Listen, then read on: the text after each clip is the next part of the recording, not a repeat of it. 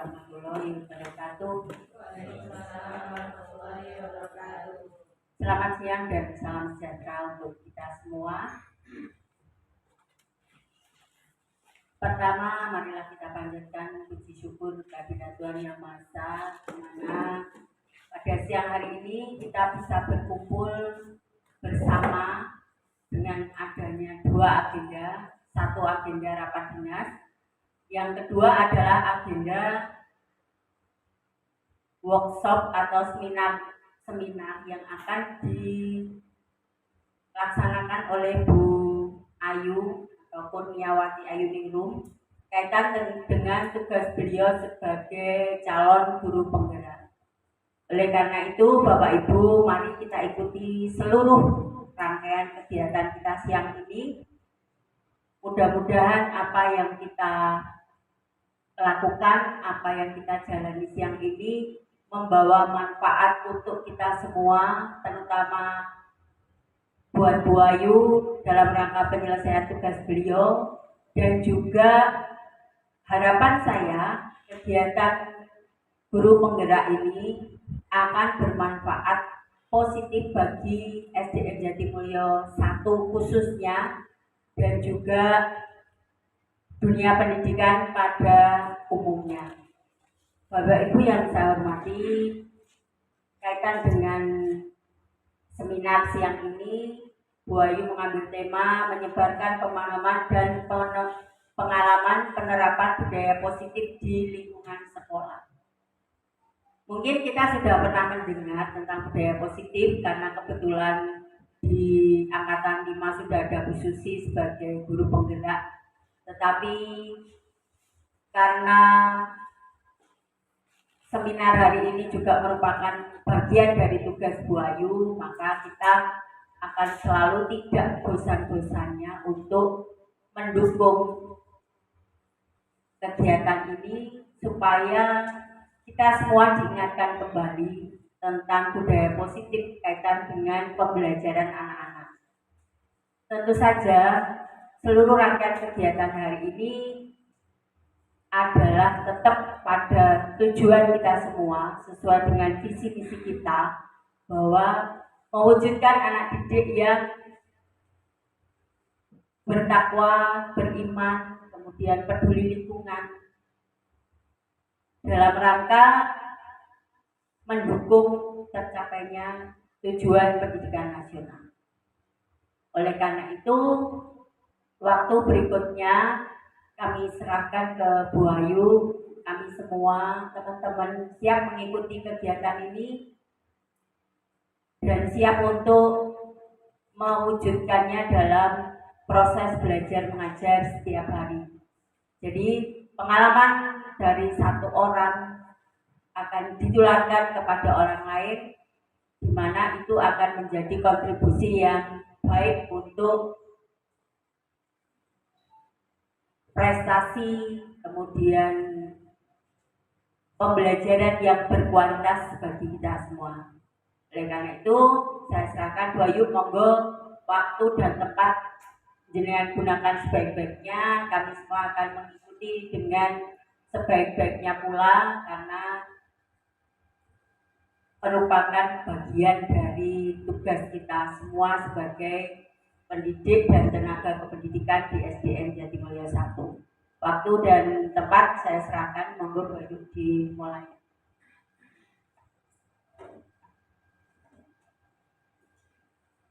Baik, terima kasih kepada Ibu Endah Setiawati selaku Kepala SDN Negeri Jatimulyo 1. Assalamualaikum warahmatullahi wabarakatuh.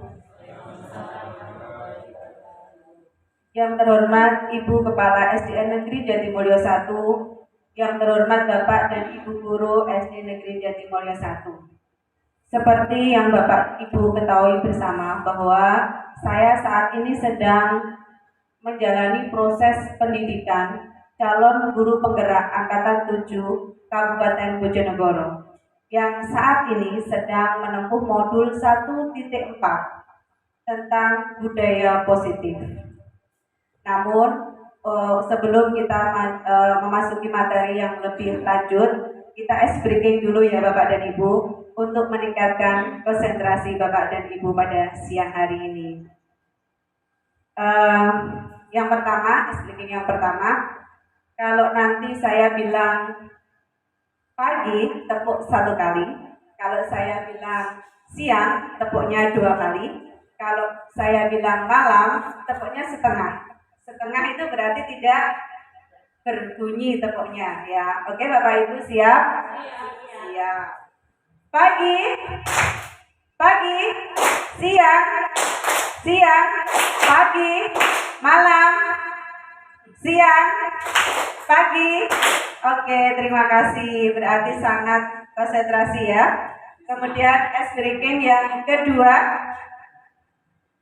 bisa diangkat jari telunjuknya ya Bapak dan Ibu. Putar ke kanan 2 kali, 1, 2, putar ke kiri 1, 2, putar ke kanan 1, 2, pegang mata. Ikuti apa yang saya katakan ya Bapak dan Ibu. Pegang hidung, pegang mulut, pegang telinga. Masih bagus ya konsentrasinya.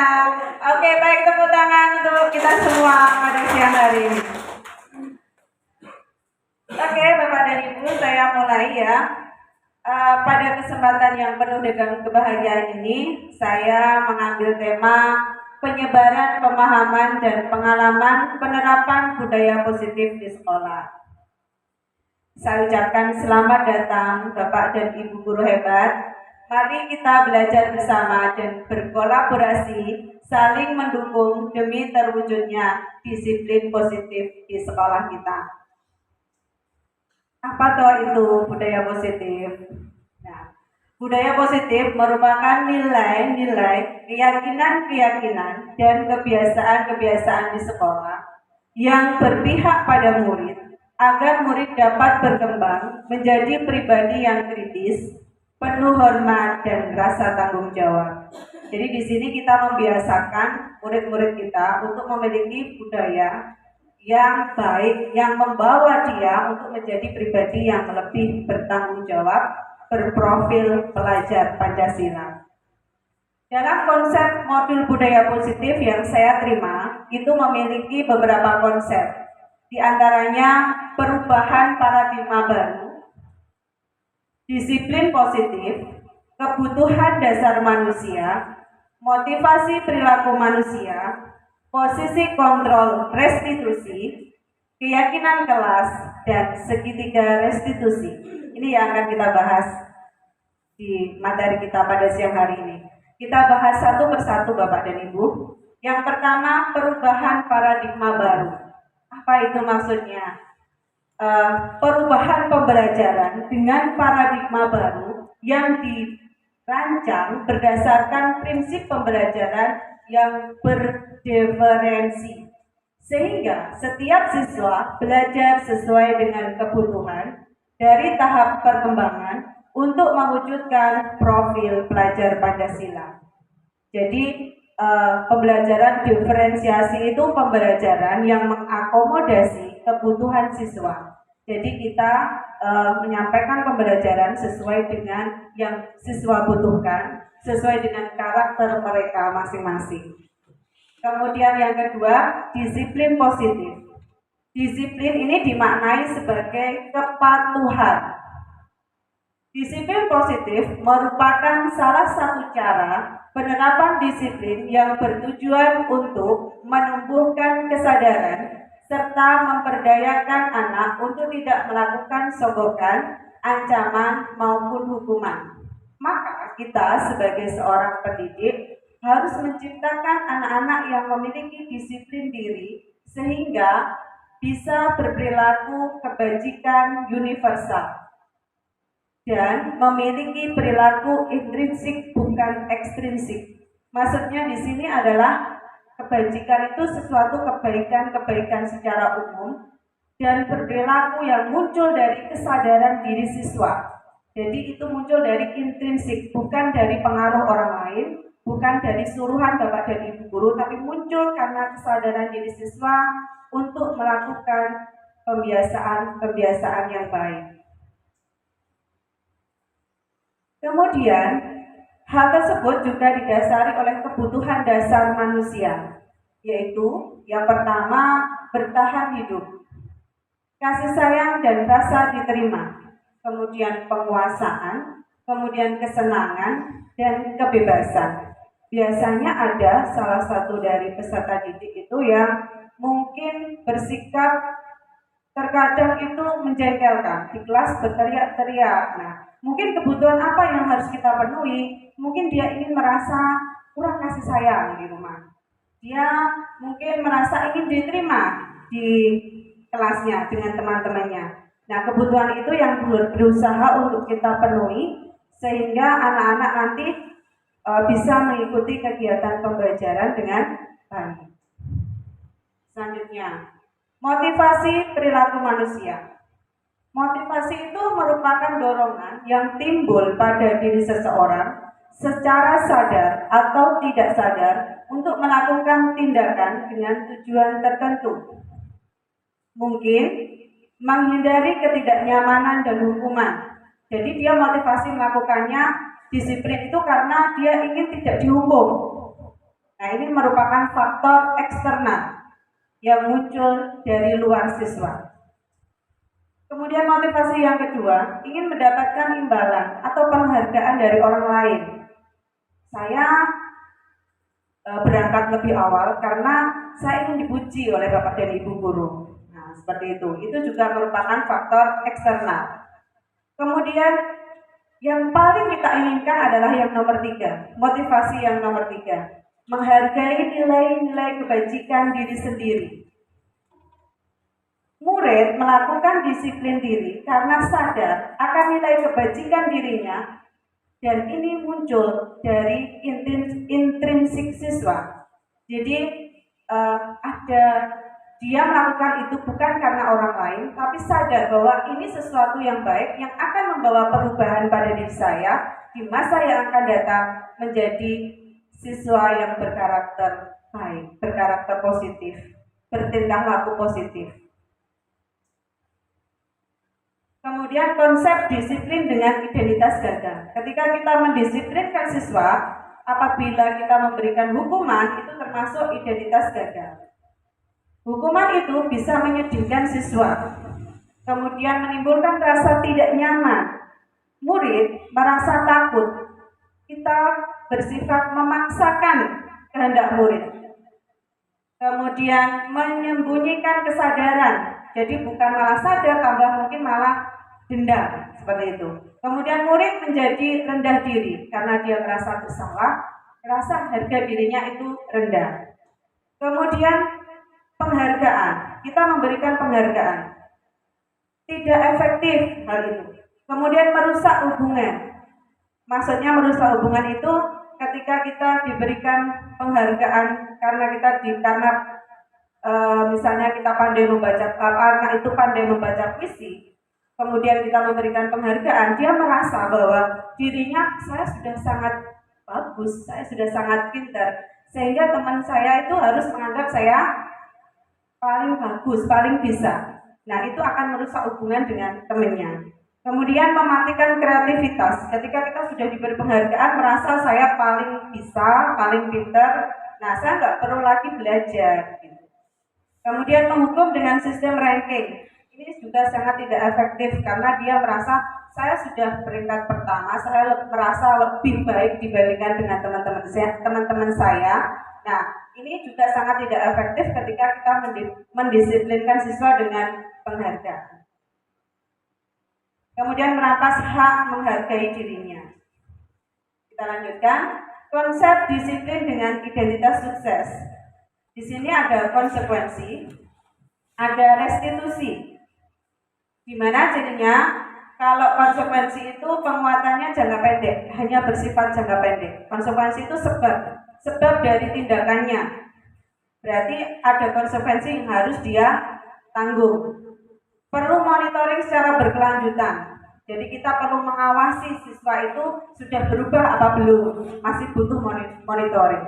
Kemudian adanya respon yang bisa kita berikan. Kemudian murid menghormati peraturan. Kemudian kehilangan waktu untuk merenungi kesalahan. Dia hanya merenungi kesalahannya saja tanpa ada keinginan untuk memperbaiki kesalahan tersebut. Kemudian yang paling tepat ketika kita mendisiplinkan siswa, kita harus mengambil langkah yang namanya restitusi, di mana murid bertanggung jawab untuk perilakunya. Kemudian fokus pemecahannya dalam jangka panjang. Jadi efeknya yang timbul kepada siswa itu jangkanya panjang. Kemudian murid menghormati dirinya dan orang lain. Teori kontrol, dirinya memegang kontrol, karena ketika kita menyelesaikannya dengan restitusi, siswa itu mengambil sendiri keputusannya, mencari solusi sendiri atas masalahnya, sehingga dia lebih bertanggung jawab terhadap apa yang sudah dia putuskan. Kemudian murid bersemangat memperbaiki kesalahannya. Jadi kesalahan itu diperbaiki muncul karena ide atau keputusan yang diambil murid itu sendiri. Kemudian konsep disiplin pendekatan restitusi. Cara menanamkan disiplin positif pada murid. Restitusi itu apa? Proses menciptakan kondisi bagi murid untuk memperbaiki kesalahan mereka, sehingga mereka bisa kembali ke kelompok mereka dengan karakter yang lebih baik lagi, berubah. Itu yang diharapkan. Kemudian ciri-cirinya restitusi bukan menebus kesalahan, tapi belajar dari kesalahan itu untuk memperbaiki hubungan, tawaran bukan paksaan, jadi menawarkan bagaimana solusinya, dan kita sebagai guru tidak memaksa. Kemudian menuntut untuk melihat dari dalam dirinya, mencari kebutuhan apa yang dibutuhkan, yang mendasari tindakan itu, fokus pada karakter, bukan tindakan menguatkan, dan fokus pada solusi untuk memecahkan masalah tersebut. Perbedaan hukuman. Guru menghukum siswa tersebut dengan berdiri di depan kelas, berarti itu merupakan hukuman. Kalau kamu tidak ikut membersihkan kelas, kamu berdiri di depan kelas sampai jam istirahat misalnya. Siswa menjadi ketakutan. Kemudian konsekuensi. Guru memberikan konsekuensi apabila tidak ikut kegiatan kebersihan, akan membersihkan kelas sendiri pada jam istirahat. Guru tegas dan siswa menghormati peraturan. Kemudian restitusi. Guru menanyakan keyakinan kelas dirinya dan membantu menyelesaikan masalah. Guru terbuka dan siswa menghormati dirinya dan orang lain. Pada saat kita melakukan restitusi, ada 5 kontrol dalam restitusi. Yang pertama, penghukum. Yang kedua, pembuat rasa bersalah. Yang ketiga, teman. Yang keempat, pemantau. Yang kelima, manajer. Posisi yang paling tepat yang kita gunakan untuk mendisiplinkan siswa adalah posisi sebagai manajer. Contoh kasusnya, siswa terlambat sekolah. Ketika kita memposisikan diri sebagai penghukum, patuhi aturan sekolah dan berdiri di depan kelas. Jadi kalau tidak datangnya terlambat, berdiri di depan kelas. Kita berarti memposisikan diri sebagai penghukum. Kemudian kita memposisikan diri sebagai pembuat rasa bersalah. Misalnya kita bilang seperti ini, berapa kali Bu Guru harus bilang, Bu Guru sangat kecewa sekali dengan tindakanmu. Berarti kita memojokkan anak bahwa dia bersalah, dan itu sangat tidak tepat. Kemudian memposisikan diri sebagai teman. Ayo jadilah anak yang baik dan disiplin buat Bu Guru bangga ya. Lain kali jangan terlambat lagi. Seolah-olah kita memposisikan diri kita sebagai teman mereka. Kemudian pemantau. Kamu sudah melanggar ya? Tentu kamu sudah tahu kan konsekuensinya.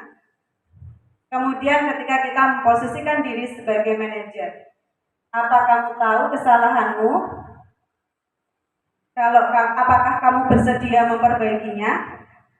Kalau kamu bersedia, bagaimana caranya? Dan siswa tersebut akan mencari sendiri, memberikan kesempatan kepada siswa untuk berpikir sejenak, mencari solusi sendiri bagaimana memperbaiki kesalahan tersebut.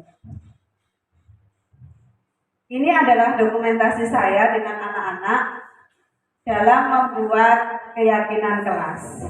Keyakinan kelas itu keyakinan yang disepakati bersama, kebaikan-kebaikan yang kita yakini bersama dan dibuat bersama agar kegiatan pembelajaran di kelas itu bisa berjalan dengan baik. Ini diskusi tentang peraturan kelas, kemudian merumuskan peraturan menjadi sebuah keyakinan kelas. Bagaimana membentuk keyakinan kelas itu? Yang pertama, lebih abstrak, singkat dari peraturan. Kalau peraturan itu biasanya kalimatnya panjang, kalau ini dibuat singkat.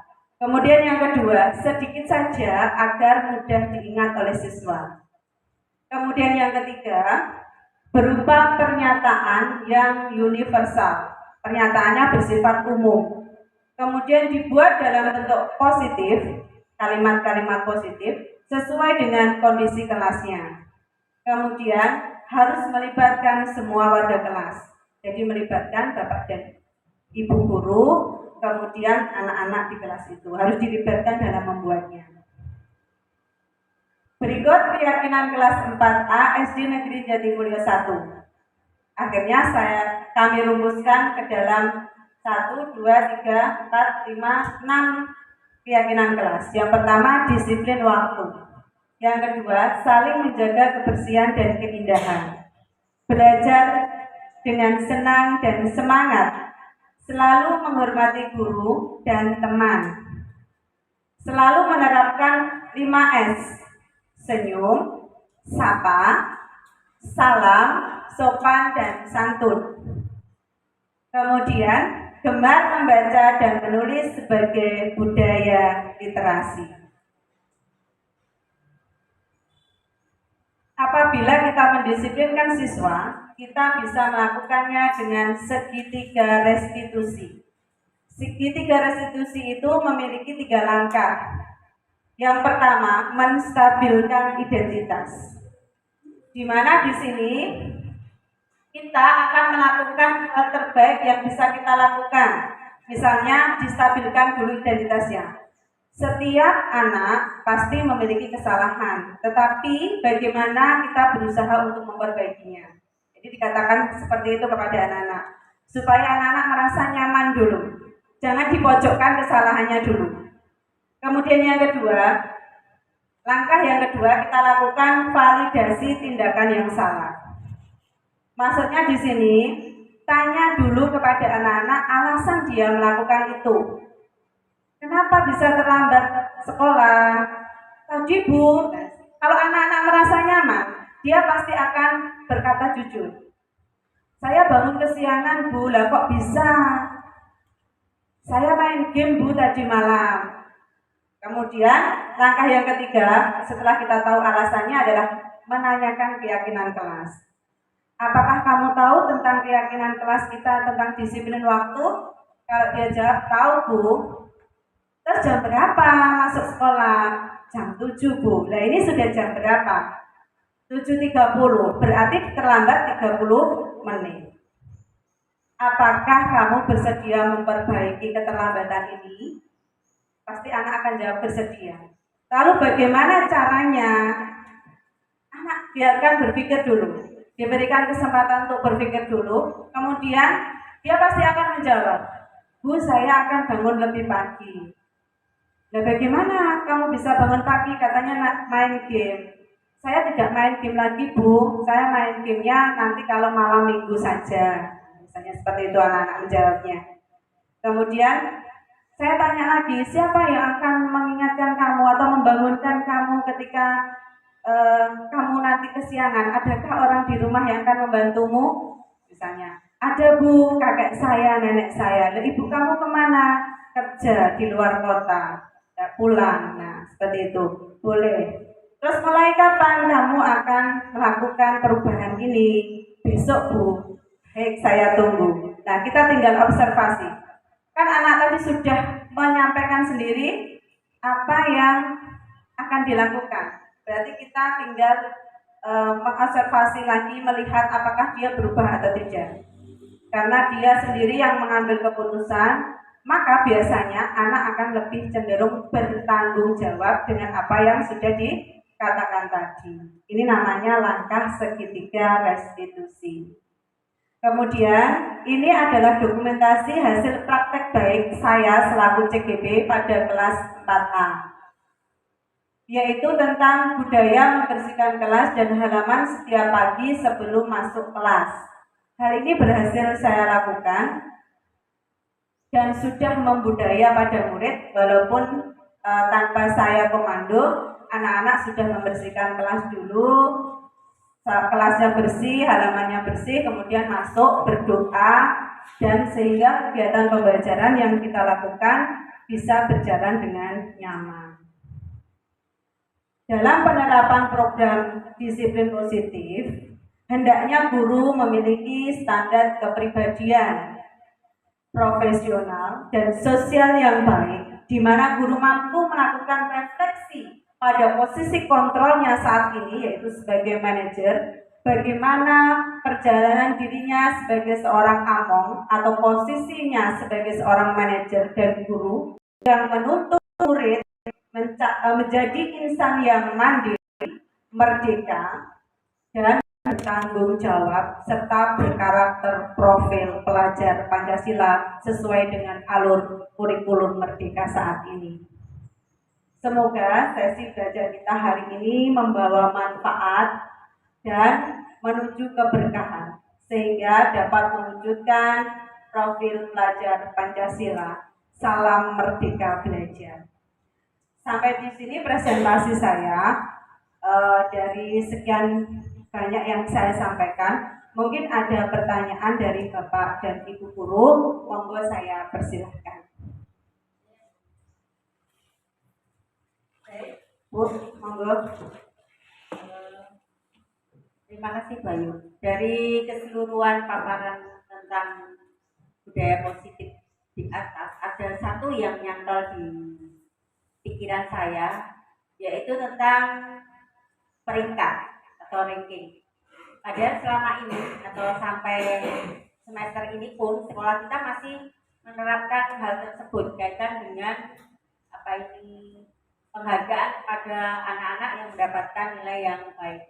Padahal sesuai dengan apa yang dipaparkan Bu Ayu tadi, ternyata itu tidak baik atau tidak betul. Nah, barangkali Bu Ayu bisa menjelaskan atau sudah menemukan formula sebagai pengganti pemberian peringkat untuk anak. Itu yang saya tanyakan siang ini. Terima kasih Bu Ayu. Baik, terima kasih Bu Endang atas pertanyaannya. Memang dari modul yang kita pelajari selama saya CGP itu mendisiplinkan siswa dengan sistem penghargaan itu tidak diperkenankan karena ya menimbulkan tadi seperti apa yang saya paparkan. Nah, mungkin untuk sebagai pengganti sistem ranking itu mungkin kita bisa memberikan satu bentuk, bukan penghargaan ya, misalnya di bidang tertentu. Jadi kita kalau di kurikulum Merdeka itu alurnya sesuai dengan kebutuhan dan karakteristik siswa. Jadi mungkin yang siswanya pandai di puisi, karena kan maka tidak ada ranking itu karena memang kita memberikan pembelajaran sesuai dengan kebutuhannya, sesuai dengan potensi yang dimiliki anak. Kalau anak mungkin pandai di puisi, maka mungkin kita bisa mengikutkan lomba-lomba di berbagai event seperti itu. Jadi mungkin kita tidak memberikannya dalam bentuk ranking atau penghargaan karena setiap anak itu sesungguhnya cerdas, hanya cerdas sesuai dengan bidangnya masing-masing, sesuai dengan karakternya masing-masing. Kalau sebagai gambaran dari saya seperti itu, Bu, mungkin ranking ini karena akan menimbulkan apa ya, mematikan kreativitas yang lainnya. Kemudian anak yang sudah merasa ranking 1 tuh merasa dia sudah lebih baik dibandingkan teman-temannya lah. Perasaan lebih baik ini kan tidak harusnya kita ajarkan kepada anak-anak. Demikian, mungkin lebih ke prestasi yang kita berikan, kita upayakan kepada anak-anak. Karena sesungguhnya setiap anak itu cerdas dan bisa. Demikian, mungkin ada pertanyaan lain dari Bapak dan Ibu guru yang lain. Monggo, Bu Wiwin. Saya mau bertanya, Bu Ayu, dalam penerapan budaya positif yang Bu Ayu sampaikan tadi, yang jenengan rancang sedemikian bagusnya, jikalau penerapan itu tidak didukung dengan pihak-pihak lain yang ada di sekitar, mungkin Bu Ayu punya strategi yang bagus untuk bisa mensukseskan penerapan budaya positif tersebut. Mungkin itu saja.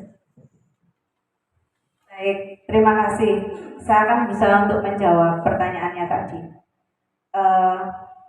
Bagaimana kalau tidak mendapatkan dukungan dari warga sekolah yang lain?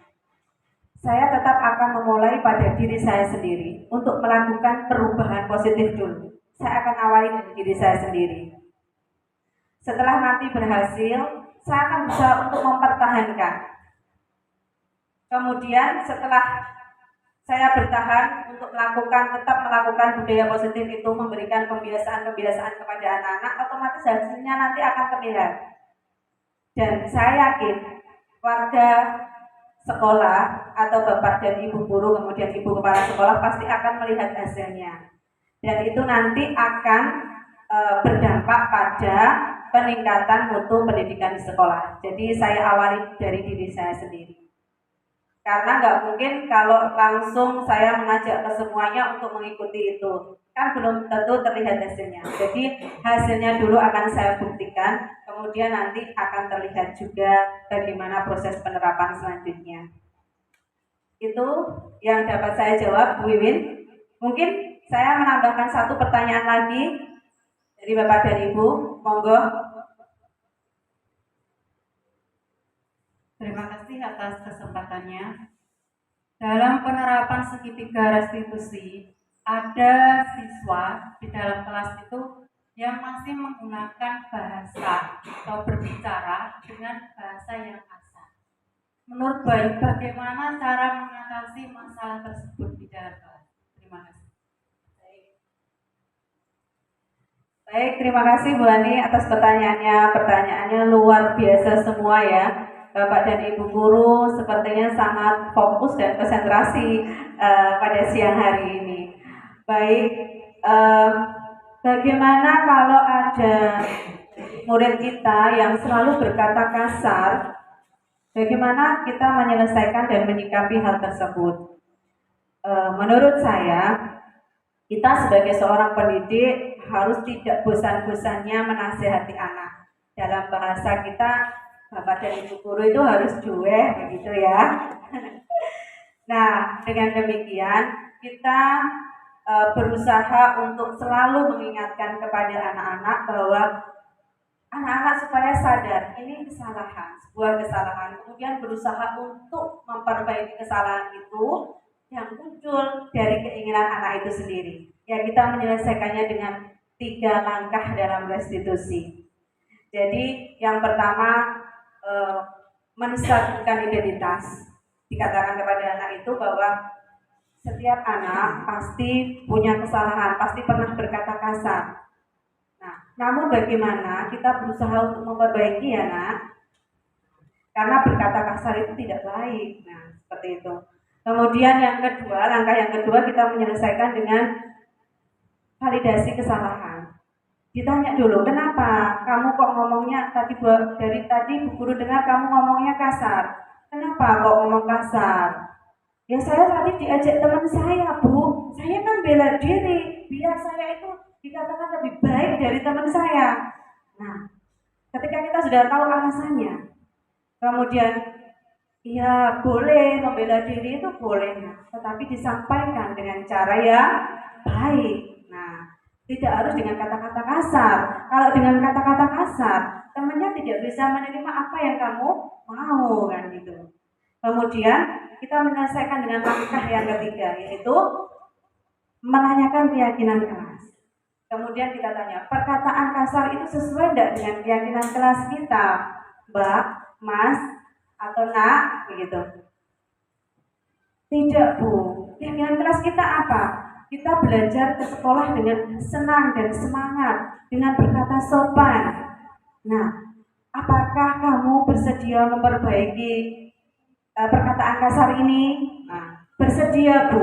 Coba, bagaimana caranya? Biarkan anak sendiri yang mengambil keputusan, mencari solusi. Biarkan dia sejenak berpikir. Kita tunggu sampai anak itu memberikan sebuah jawaban. Bu, baik. Saya akan lebih halus lagi kalau berkata-kata. Pasti akan seperti itu. Saya akan kontrol emosi saya. Saya akan berbicara lebih baik lagi dengan teman saya. Saya akan menjalin komunikasi yang baik, Bu, dengan teman saya, supaya teman saya tidak salah paham. Seperti itu. Kemudian kita baik kalau demikian. Kalau di sekolah, kalau kamu berkata kasar, Bu Ayu akan ingatkan. Kalau kamu di rumah, siapa yang akan mengingatkan? Ibu saya, Bu. Nah, oke, baik. Mulai kapan kamu akan berubah kata-katanya? Mulai besok. Oke, baik. Saya tunggu perubahan baiknya. Sekarang kamu bisa bergabung bermain dengan teman-temannya. Seperti itu kira-kira penyelesaiannya. Baik. Terima kasih Bapak dan Ibu. Baik, masih ada pertanyaan lagi? Satu lagi. Baik, monggo Bu. Baik, monggo. Terima kasih Bayu. Di sini saya tidak memberikan pertanyaan, tapi hanya menyambung dari pertanyaan Bu Idam tadi, kaitannya dengan pemberian reward kepada anak, atau salah satu bentuknya adalah pemberian ranking. Di sini saya kira pemberian ini tinggal kita melihat dari sisi mana kita memberikan. Jadi sebenarnya untuk memberikan reward kepada anak itu juga bisa. Jadi bukan berarti kita tidak boleh memberikan perankingan, bukan.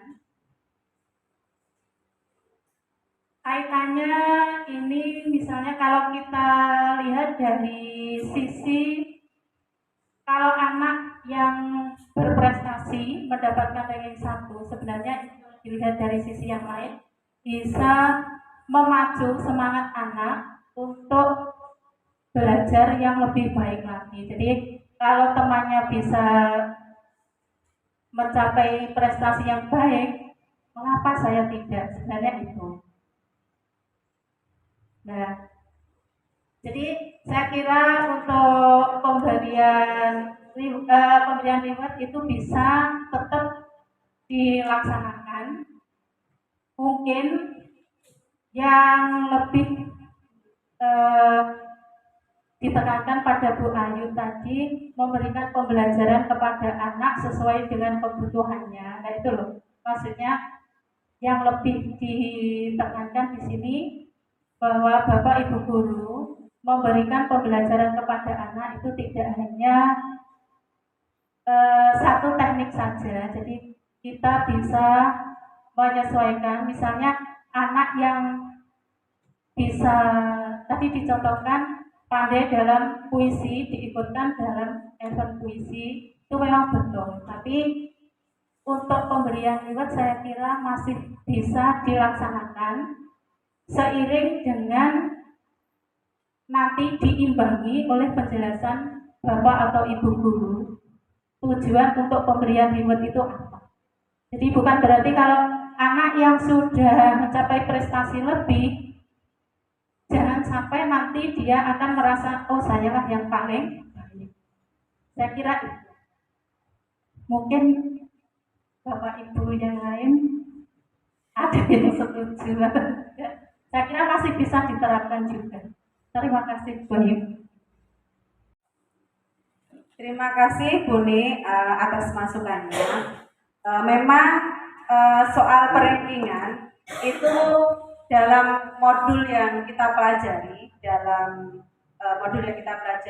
kemudian kita diskusi dengan teman-teman CGP pada forum diskusi, itu memang tidak diperkenankan dengan alasan kalau kita memberikan ranking, otomatis anak tersebut merasa dirinya paling bagus, merasa dirinya tidak lagi belajar, jadi mematikan kreativitas. Itu dari sudut pandang kami ketika kita melakukan diskusi beserta teman-teman CGP. Namun mungkin dalam praktek pelaksanaan di lapangan, pemahaman Buni itu juga ada benarnya. Di sisi lain, dari sisi baiknya juga kita memberikan penghargaan itu akan memacu prestasi anak. Saya juga ingin meningkat prestasi saya. Bagi mungkin yang mendapatkan peringkat 3, saya juga ingin dong menempati posisi saya di peringkat pertama. Dan itu memang terkadang bisa memberikan pacuan baik kepada anak didik untuk bisa berkembang. Namun dari sudut pandang ketika kita melakukan diskusi dengan fasilitator, dengan pengajar praktek, itu memang sistem perankingan itu memang tidak bisa diberlakukan dalam kurikulum merdeka. Dengan seperti apa yang sudah saya paparkan tadi, bahwasanya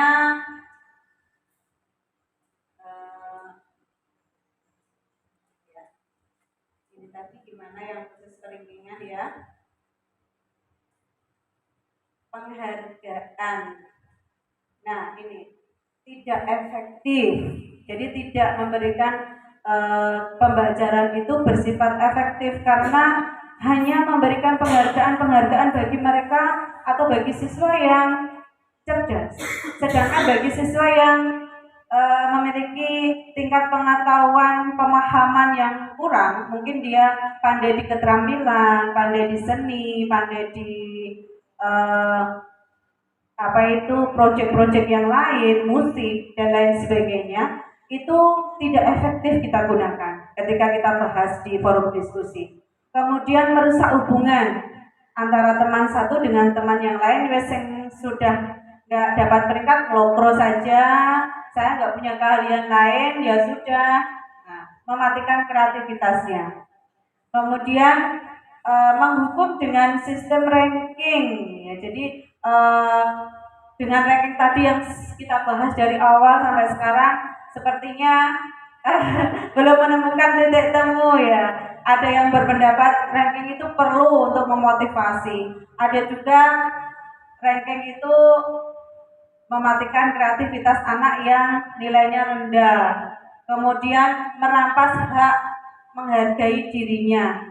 Jadi karena saya sudah nilai saya sudah jelek, nggak bisa pembelajaran matematika, otomatis saya sudah nggak bisa, wes gini aja wes, sudah nggak mau belajar, nggak mau berkembang lagi. Nah, karena anak tadi seperti yang saya sampaikan memiliki karakteristik yang berbeda, latar pemahaman yang berbeda, latar pengetahuan yang berbeda. Jadi mungkin dia nggak bisa di matematika, tapi mungkin bisa di musik, bisa di seni rupa. Nah, keterampilan dia, kepandaian dia, dan kecerdasan dia sebagai siswa bisa kita tumbuh kembangkan di sana. Tidak harus diperlakukan sebagai ranking. Nah, di sini juga ada senior saya, CGP Angkatan 5 Kabupaten Bojonegoro, mungkin bisa sedikit memberikan tambahan atau pencerahan terkait dengan pengadaan ranking ini yang saat ini masih sepertinya ada perbedaan pemahaman antara saya dengan Bapak dan Ibu guru yang lain. Monggo Bu Susila Ningtyas berkenan memberikan sedikit gambarannya kepada kita. Oke, terima kasih Bu Ayu atas waktunya. Bapak Ibu guru, mohon waktunya sebentar. Saya di sini juga sama-sama mengalami sebagai CGP, kebetulan bukan senior ya, Bayu kebetulan saya daftar lebih dulu gitu, jadi bukan senior, ilmunya sama-sama kita dapatkan, dan nanti apa yang kita dapatkan kita diseminasikan ke teman-teman guru yang lain agar bisa terlaksana dan sekolah kita majunya juga bersama-sama. Untuk sedikit seperti apa nih, menambahkan nih dari apa yang diberi masukan sama Bu Umi tadi tentang reward ya Bu. Tadi tentang reward, kalau yang dari Bu Ina tentang rankingan. Udah dari Bu Umi pemberian semacam penghargaan kepada siswa selama itu menimbulkan dampak positif. Selama itu menimbulkan dampak positif dalam lingkup mikro gitu, dalam satu kelas, itu tidak menjadi suatu permasalahan. Nah, bagaimana bentuk penghargaan itu bisa memberikan dampak positif kepada siswa? Nah, itulah PR dari kita sebagai CGP, bagaimana kita itu membentuk, mengajak siswa untuk masing-masing siswa itu berpikir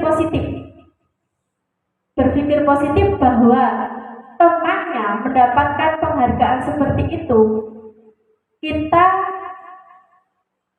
dengan maksud menumbuhkan motivasi bagi siswa tersebut, dan jangan sampai hal itu dijadikan gerakan yang tidak menghasilkan atau gerak mati bagi siswa yang lain. Nah, itu kita berikan pemikiran positif bahwa ini baru sebagian kecil dan kalian satu kelas itu juga bisa, karena sama-sama berposisi siswa juga, terus kita juga satu kelas, satu keluarga. Jadi bisa itu diberikan selama memberikan dampak yang positif, mungkin dengan tujuan awal menumbuhkan motivasi dari siswa itu, karena kita belajar di kelas tujuan utama mungkin adalah menumbuhkan motivasi yang menyenangkan bagi siswa. Bagaimana kita mewujudkan pembelajaran itu yang menyenangkan di kelas. Dan untuk sistem perankingan, selama kita bisa menilai dari siswa, tadi kan sudah dijelaskan sama Bu Ayu bahwa siswa satu anak punya karakter beda. Nah, kalau itu menjadi pegangan kita pribadi, tapi tidak sharekan ke anak-anak, misalkan nomor 1 ini, nomor 2 ini, tidak masalah, tapi itu hanya sebagai pegangan kita pribadi. Nah, penilaian kita jangan hanya berdasarkan akademik. Kalau akademik itu dulu. Nah, sekarang itu ada bagaimana cara kita meningkatkan penilaian non akademik dengan penggalian potensi bakat anak, dan anak sekecil apapun usaha anak itu dinilai. Nah, itu menjadi penilaian pribadi kita, tapi bukan diperhentikan. Mungkin kita bisa menilai untuk pembuatan laporan ke wali murid itu berdasarkan karakter atau sikap positif yang mereka lakukan selama di sekolah. Nah, untuk sikap negatif, pasti anak ada sisi positif sama sisi negatif. Bagaimana kita bisa menetralkan posisi negatif tadi? Tadi sudah dijelaskan sama Bu Ayu bahwa kita harus konsultasi dulu sama anaknya secara pribadi. Selama anak itu bisa mengganti kesalahan itu dengan yang menurut dia sendiri, dia melakukan kesalahan dan dia sendiri bisa menggantinya sesuai dengan kesalahan yang dia lakukan, ya sudah. Itu sudah menjadi penilaian kita sendiri. Berarti anak ini paling tidak sudah bisa bertanggung jawab. Tuh, jadi untuk perankingannya bisa kita ubah ke penilaian karakter anak tadi. Karena anak kalau sisi akademik mungkin dengan buku-buku materi, istilahnya anak yang bisa membaca luas pemikirannya mungkin peringkatnya bisa peringkat 1. Tapi bagaimana dengan anak yang tidak bisa membaca sedangkan dia dari sisi olahraga bagus? Nah, itu kan ada penilaian tersendiri. Nah, itu kita kelola sendiri. Sebagai guru kita kelola sendiri bagaimana dengan anak yang tidak bisa membaca tapi olahraganya pintar, dengan anak yang luas membaca tadi, mungkin dari sisi olahraga dia tidak bisa lari. Nah, itu kita kelola sendiri. PR kita bagaimana mengelola agar dua sisi anak ini bisa berjalan bersama menuju pembelajaran yang menyenangkan dan berpihak kepada mereka. Kita sebagai guru, pembelajaran yang berpihak kepada siswa itu perubahan yang saya dapatkan, Bu Ayu. Pembelajaran yang berpihak kepada siswa, pembelajaran yang menyenangkan. Kalau titel saya dulu dikatakan sebagai guru galak, Bu Ayu. Kenapa? Karena mereka itu menganggap anak-anak saya datang berarti saya harus bisa ini, bisa itu, tanpa saya harus memasuki dunia mereka.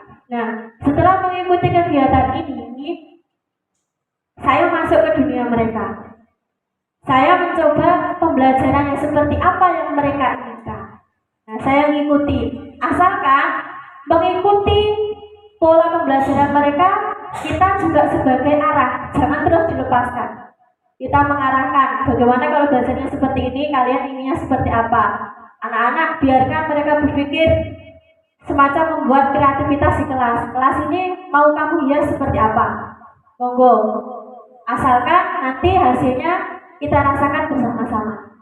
Nah, dari budaya positif ini sedikit menambahkan juga, Bayu, kita berbudaya positif, namanya budaya, tidak bisa berjalan sendiri. Mungkin tadi sudah benar bahwa itu dimulai dari saya sendiri, dengan sendiri. Itu bisa terwujud dengan sempurna apabila kita bersama-sama. Ya, kita bersama-sama, tidak hanya berdiri sendiri, kita mengajak tidak hanya dari lingkup intern sekolah, tapi kita juga perlu mengajak lingkup ekstern sekolah. Bagaimana menciptakan budaya positif itu diterima oleh pihak intern sekolah dan juga didukung oleh pihak ekstern sekolah.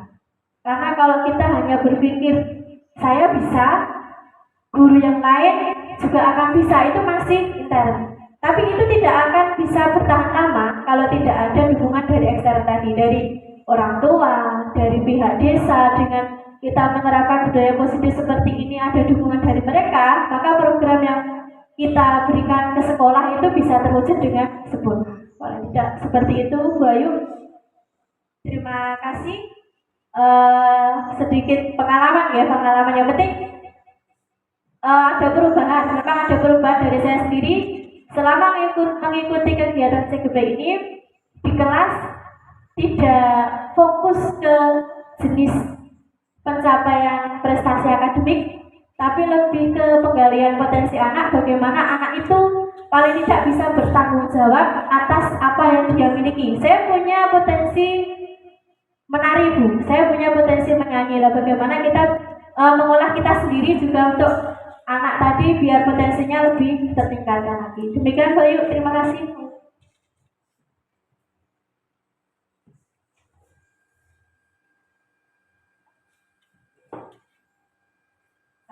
Terima kasih apa yang sudah disampaikan Bu Susi tadi, memberikan gambaran kepada kita bahwa perengkengan itu mungkin bisa diarahkan pada minat dan bakat siswa. Jadi tidak harus di pengetahuannya saja. Jadi penghargaan atau penghargaan yang kita berikan atau reward itu bisa saja diberikan dengan catatan tidak mendiskriminasi siswa. Jadi kita menyampaikan pembelajaran itu berpihak pada murid. Ya, sehingga kegiatan pembelajaran yang kita lakukan semuanya berhamba pada murid. Artinya berorientasi untuk kepentingan dan kebutuhan murid. Suatu ketika kita boleh memberikan penghargaan dengan tujuan-tujuan tertentu yang bisa kita berikan untuk memotivasi kreativitas siswa, bukan justru mematikan kreativitasnya.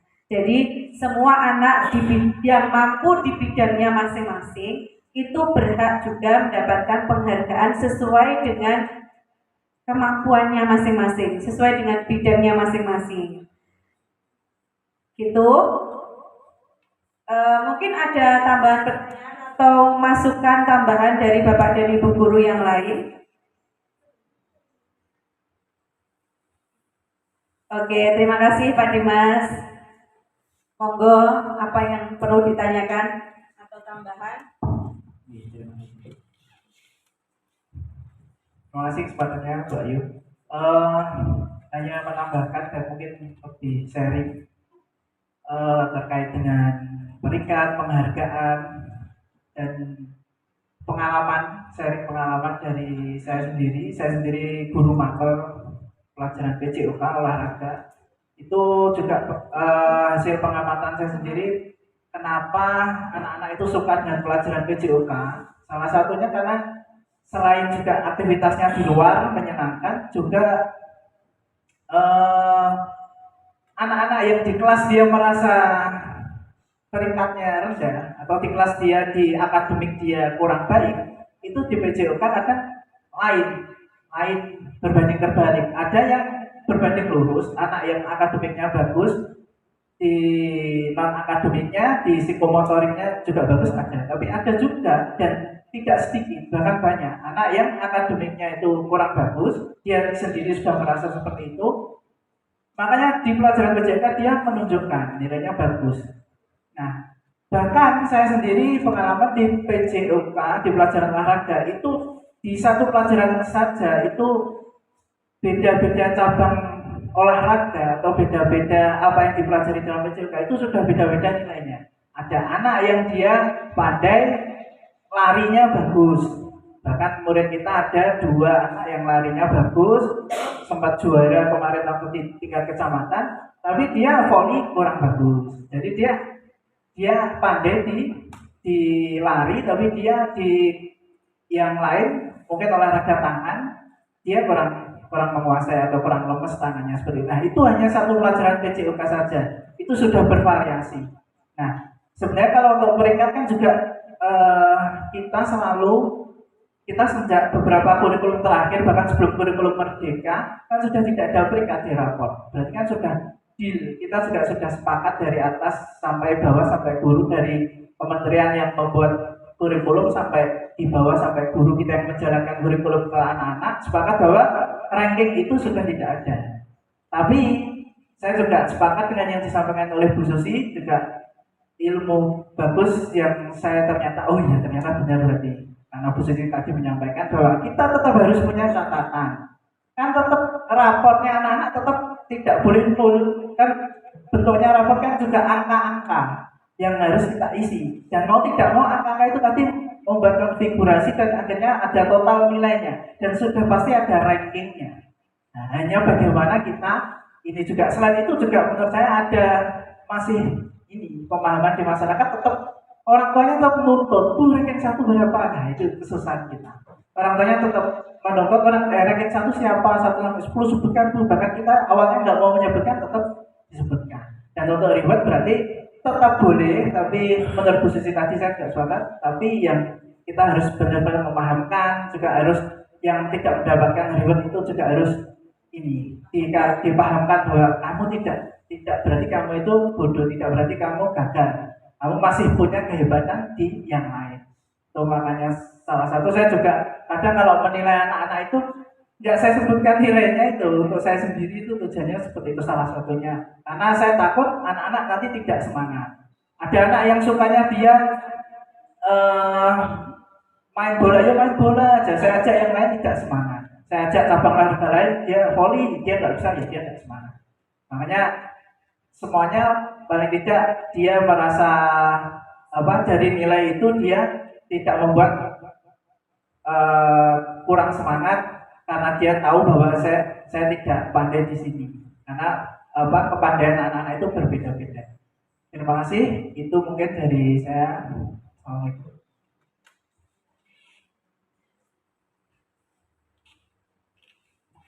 Baik, terima kasih Pak Dimas atas tambahannya dan sepertinya memberikan pencerahan kepada kita semua bahwa kita bisa juga memberikan reward pada anak, tapi juga harus memahamkan kepada mereka kenapa diberikan reward, terus kenapa mereka tidak diberikan reward, supaya anak-anak bisa menyadari bahwa ini semuanya adalah demi kemajuan kreativitas anak-anak di sekolah, untuk menanamkan karakter mereka dan selalu berupaya untuk memberikan perilaku-perilaku yang positif yang membawa perubahan karakter baik sesuai dengan profil pelajar Pancasila. Saya ucapkan terima kasih banyak Bapak dan Ibu. Mungkin ada yang ingin menambahkan sedikit. Mungkin Pak Yusuf ingin bertanya atau menambahkan, monggo silahkan. Terima kasih atas waktu yang diberikan oleh saya. Sedikit pertanyaan buat Bu Ayu, yaitu tentang pembahasan segitiga restitusi. Nah, itu mungkin adalah hal yang baru buat kita, yaitu di mana dalam penerapannya ada temuan di kelas tentang siswa yang bandel ataupun siswa yang sulit diatur, di mana siswa itu dijelaskan atau dikasih pemahaman secara halus itu tidak mempan, dan juga dikasih pemahaman yang kasar itu juga tidak ada perubahan sama sekali. Nah, dalam penerapan segitiga restitusi itu bagaimana tanggapannya dari Bu Ayu?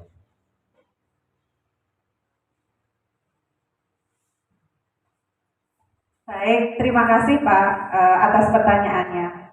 Memang terkadang kita memposisikan diri sebagai seorang guru yang menghadapi anak yang agak sedikit bandel. Nah, sedikit bandel itu karena kita butuh tahu dulu kebutuhan dasarnya apa. Nah, dia itu merasa ingin diterima, merasa ingin mencari kesenangan, atau kenakalannya itu karena apa? Gitu. Dilihat dulu latar belakangnya.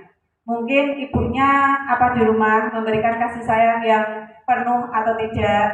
Nah, itu dilihat dulu latar belakangnya anak. Ketika kita sudah menemukan, maka kita mengambil langkah, 3 langkah dalam segitiga restitusi itu. Kita sudah tahu latar belakangnya, karakternya anak, dasarnya apa, kita akan mengambil langkah ketiga itu. Yang pertama, menstabilkan identitasnya dulu.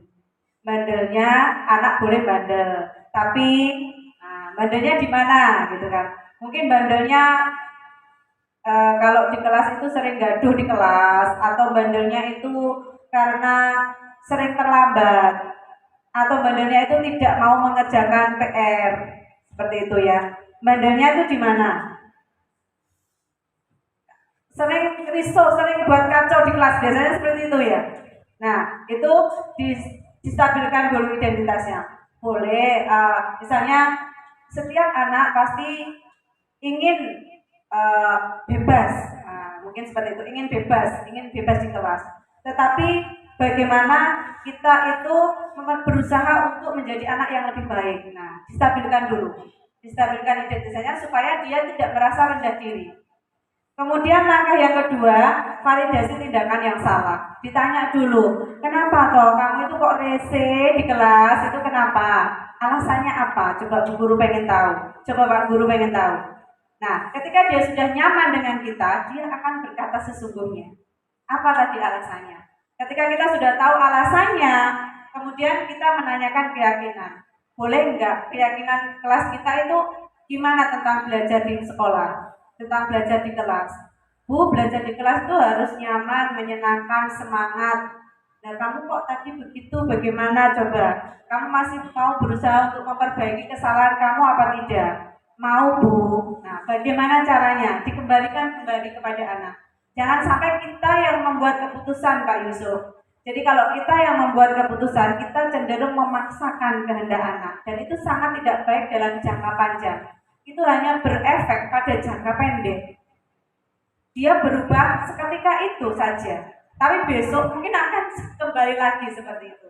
Tapi kalau itu muncul dari keputusan anak, dari solusi yang anak berikan sendiri, insya Allah anak itu akan menjadi bertanggung jawab terhadap apa yang sudah dia putuskan, terhadap apa yang sudah dia katakan tadi.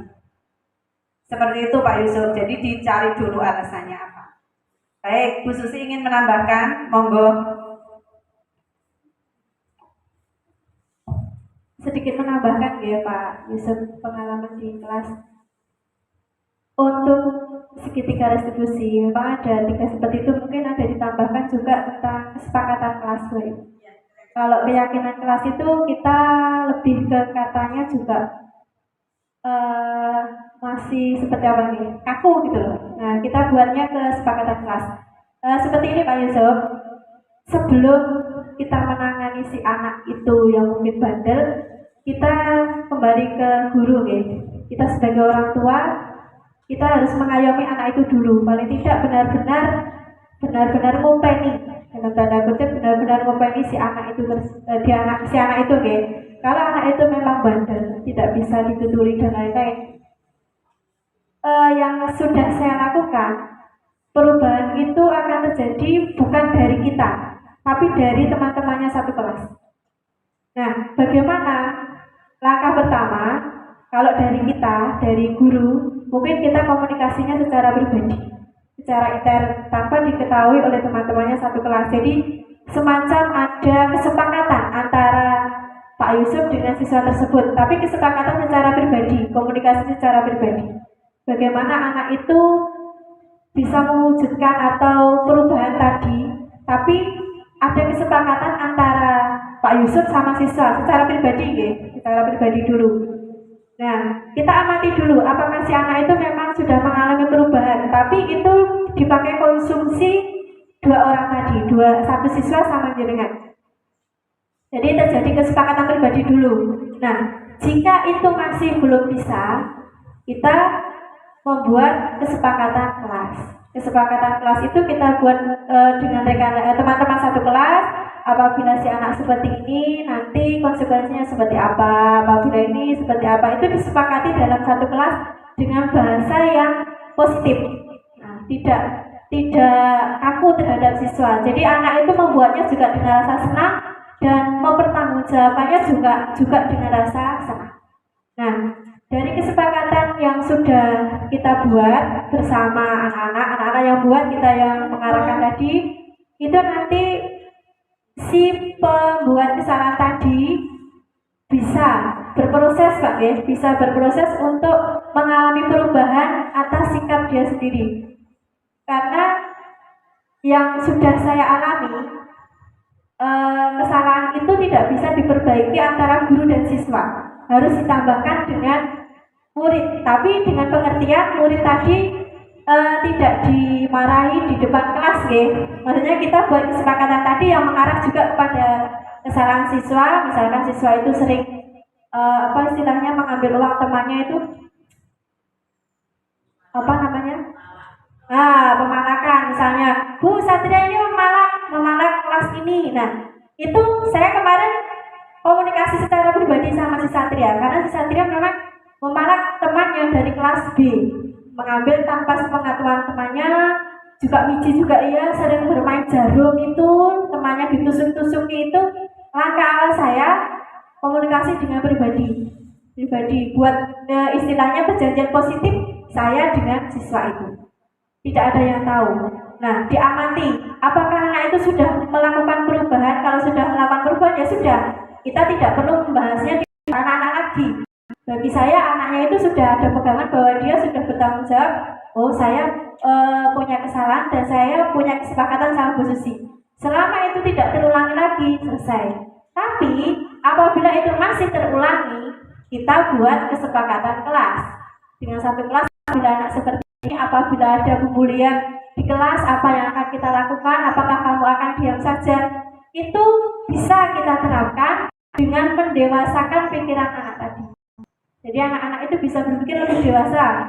Kita istilah Jawanya kita los, tapi tetap kita rangkul mereka. Gitu ya Pak Yusuf. Jadi bisa dengan perjanjian antar pribadi, bisa kita membuat kesepakatan antar kelas. Karena kesalahan itu mungkin dari saya pribadi tidak bisa.